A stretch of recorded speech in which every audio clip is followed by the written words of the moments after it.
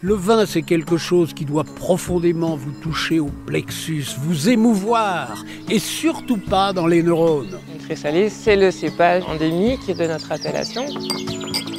Les gens font du vin pour gagner des ronds, moi je fais du vin parce que ça me plaît, parce que j'ai envie de faire du bon vin. La terre d'ici, ça s'appelle du poudingue. La biodynamie, ça n'est pas une recette, c'est une conviction profonde qui doit vous conduire. Au cœur des vignes, le podcast de Mediavino.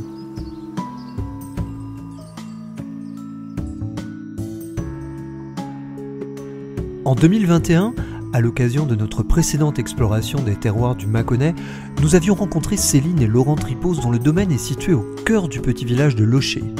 4 ans plus tard, retour sur le parcours de ces vignerons engagés et pionniers de la biodynamie dans leur région. Céline et Laurent Tripos, vignerons généreux. Laurent, Céline, bonjour, on est dans votre caveau de dégustation, dans le village de Locher, un endroit que vous connaissez bien. Bonjour. Donc le village de Locher, effectivement, on le connaît bien tous les deux avec Céline, car nous sommes nés dans ce village il y a quelques années, c'est vrai. Et vous êtes vigneron depuis combien de temps ici ? Alors nous sommes installés dans cette maison depuis 1996, mais nous étions déjà un petit peu vignerons. Enfin moi j'ai commencé la viticulture en 1986 en tant que coopérateur à la cave coopérative de Vinzel. Et la première récolte sur le domaine et la première vinification sur le domaine a eu lieu en 1990. Et alors vous êtes issu d'une famille de vignerons ou pas du tout ? Alors, mes parents étaient métayers, polyculteurs au château du village. Donc, au départ, moi, c'est un monde, l'agriculture était un monde qui ne m'intéressait pas. Je me suis orienté dans une autre voie et au bout de quelques années, je suis revenu à la terre, à la vigne. Et voilà, ça s'est fait comme ça. C'était quoi l'autre voie ?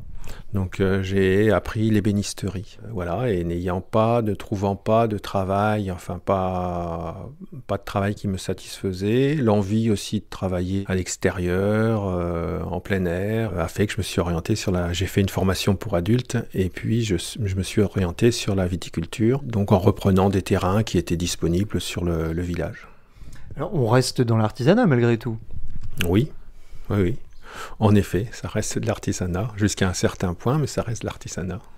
Donc vous vous êtes mis à la viticulture, ou à la vigne, vous aviez quel âge du coup ? J'étais jeune, j'avais 23 ans. Ah donc l'ébénisterie a été assez furtif finalement. Oui, j'ai travaillé 2 ou 3 ans en ébénisterie. Après, j'ai continué à faire quelques petits travaux d'ébénisterie pendant quelques années, sachant que l'idée de départ, c'était d'avoir une surface très modeste de vigne, d'être coopérateur et d'avoir une seconde activité qui aurait été donc la fabrication de meubles, éventuellement la menuiserie. Mais ça n'a pas fonctionné. À un moment donné, il faut choisir. En fait, c'est difficile d'avoir 2 activités parallèles.